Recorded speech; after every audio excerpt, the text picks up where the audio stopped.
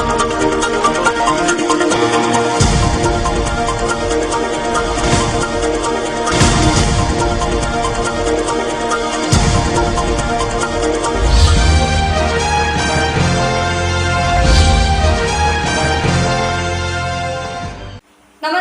मैं हूं आपके साथ कंचन मिश्रा। आप देख रहे हैं लाइव टीवी समाचार लोकतंत्र की आवाज। वक्त हो चला है आज की ताजा खबरों का। आइए शुरू करते हैं आज की ताजा खबर। वाराणसी समाजवादी पार्टी के महाराष्ट्र प्रदेश के प्रदेश अध्यक्ष अबू आसिम आजमी परिवर्तन यात्रा को लेकर आज वाराणसी पहुंचे। मीडिया से बातचीत करते हुए अबू आजमी ने कहा कि सरकार में बैठे लोगों से अब जनता ऊब चुकी है, उनका परिवर्तन करना है। प्रधानमंत्री जी कहते हैं 80 करोड़ लोगों को राशन दे रहे हैं। प्रधानमंत्री जी 80 करोड़ लोगों को गरीबी रेखा से नीचे बता दिया। महंगाई दिन रात बढ़ रही है। कोरोना काल में गंगा यमुना में लाशें बह रही थी।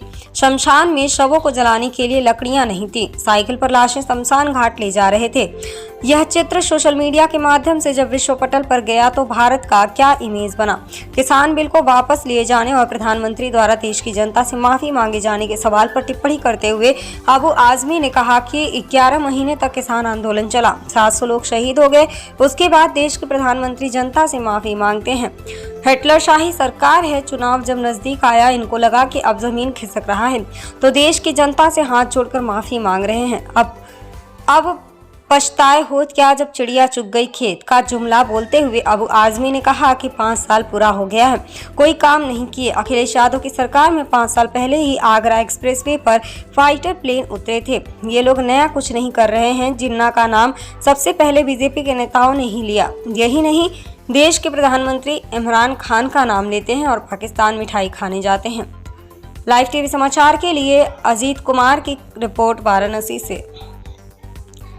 का कार्यक्रम क्या है? परिवर्तन यात्रा या परिवर्तन, जो सत्ता में बैठे लोग हैं उनको परिवर्तन करना है। लोग ऊब चुके हैं। प्रधानमंत्री जी कहते हैं कि हम 85 लाख लोगों को 80 करोड़ लोगों को राशन दे रहे हैं। प्रधानमंत्री जी आपने खुद ही 80 करोड़ लोगों को गरीबी की रेखा से नीचे बता दिया।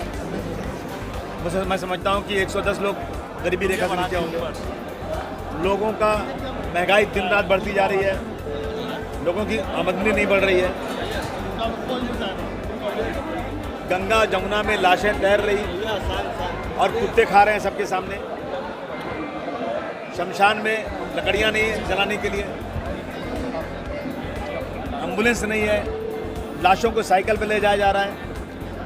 ये चित्र जब जाता है टेलीविज़न पर, सोशल मीडिया पे, तो दुनिया हमारे नाम पर हंसती है कि क्या भारतवर्ष में हो रहा है। तो 130 करोड़ की जनता ऊब चुकी है इनसे और 2012 से 17 के अखिलेश यादव जी के काम को याद कर रही है। तो इसलिए हम लोग जन जन तक पहुंच रहे हैं और अखिलेश यादव जी के किए हुए कामों की याद दिलाना है और बीजेपी ने जो देश को बिल्कुल अंधेरे में ढकेल दिया है उससे मुक्त दिलाना, ये हमारा काम है। किसानों का आंदोलन वापस हो गया, उसके बाद समाजवादी पार्टी की तरफ से कहा गया कि पूर्वांचल एक्सप्रेस वे पे हम चढ़े और भाजपा वाले हंसी उड़ा रहे हैं कि उनके चढ़ने से थोड़ी वापस हुआ है। वापस तो प्रधानमंत्री जी ने विनम्रता से लिया है और हाथ जोड़ा है। आज़ाद भारत में पहले प्रधानमंत्री है जिन्होंने हाथ जोड़ा। आज़ाद भारत के पहले प्रधानमंत्री नहीं है, उनको शायद याद नहीं होगा, इनकी याददाश्त नहीं है। हर प्रधानमंत्री को जनता के सामने हाथ जोड़ना पड़ता है। 11 महीने तक यह आंदोलन चला, 700 लोग शहीद हो गए और हिटलरगिरी वाली सरकार बात सुनने को तैयार नहीं। जब लगा कि इलेक्शन तक ये लोग नहीं उठ रहे हैं, अब इनकी ज़मीन खिसक रही है, देश के 70% किसान बीजेपी के खिलाफ हैं, तो इन्होंने बाद ना दिले खास्ता ना चाहते हुए अफसोस घुटने टेक करके किसानों की बात माना। वो तो वही है ना कि मतलब निकल गया तो पहचानते नहीं, यूँ जा रहे हैं जैसे हमें जानते नहीं। यूपी इलेक्शन है, यूपी इलेक्शन में अगर अब पछताए होत क्या जब चिड़िया चुग गई खेत। 5 साल कुछ नहीं किया। जनता देख रही है कि अखिलेश जी के किए हुए कामों को ओपनिंग करना। 5 साल पहले अखिलेश जी ने आगरा हाईवे पर हवाई जहाज उतारा था, तुम 5 साल बाद उतार रहे हो। 5 साल पीछे तुम ऐसे ही हो गए हो। और वो हाईवे अखिलेश जी ने ज़मीनें उसके एक्वायर किया था। 30% काम अखिलेश जी ने किया था, कम से कम उनको भी न्योता देते तो क्या बुरी बात थी।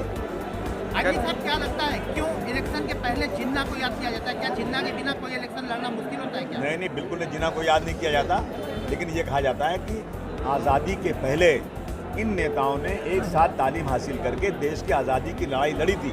देश की आज़ादी की लड़ाई में सबका योगदान था, लेकिन आज़ादी के बाद डिवीज़न हुआ है, पहले नहीं डिवीज़न हुआ है।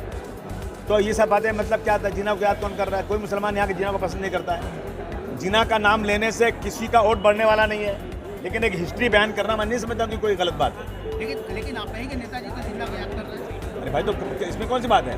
जो हमारे नेता, जो हमारे जो देश के प्रधानमंत्री हैं, वो तो रोज़ इमरान खान को याद करते हैं, मिठाई खाने जाते हैं, वहाँ पे गिफ्ट भेजते हैं यहाँ बर्थडे के ऊपर। तो अगर अखिलेश जी ने एक हिस्ट्री को बता दिया तो क्या बुरा कर दिया? हिस्ट्री बताया उन्होंने। वो थोड़ा कह रहे हैं कि जिन्ना अच्छे आदमी थे या खराब आदमी थे। वो तो कह रहे हैं कि दोनों सब एक साथ पढ़ के एक ही जगह से आए थे और सबों ने मिलकर देश की आज़ादी की लड़ाई लड़ी थी। आप बता दीजिए कि आज़ादी की लड़ाई में ये पाकिस्तान हिंदुस्तान डिवीज़न के पहले से ही वो हिंदुस्तान के खिलाफ से लड़ाई हिस्ट्री दिखाई तो बोला जाए बात। आपकी कितनी सीटें आ रही हैं विधानसभा में? 352 तो हो चुकी हैं और बढ़ रही हैं, 400 आएंगी। महाराज जी तो कह रहे हैं कि मुंगेरी लाल के हसीन सपने हैं सपा के। सपा के सपने नहीं है, ये जनता के सपने हैं। जनता सपना सच करना चाहती है और जनता, आप देखो ना, उमड़ पड़ी है चारों तरफ। मैं कोई नेता हूँ क्या? मैं छोटा सा कार्यकर्ता हूँ, मैसेज लेकर आया हूँ। इतने लोग जमा हैं यहाँ, देख लो आप क्या हालत है। अखिलेश जी आते हैं तो पूरा इलाका झूम उठता है। ठीक। वक्त हो चला है एक छोटे से ब्रेक का। ब्रेक के बाद हम फिर हाजिर होते हैं ऐसी ही तमाम खबरों के साथ। तब तक के लिए आप हमारे साथ बने रहें।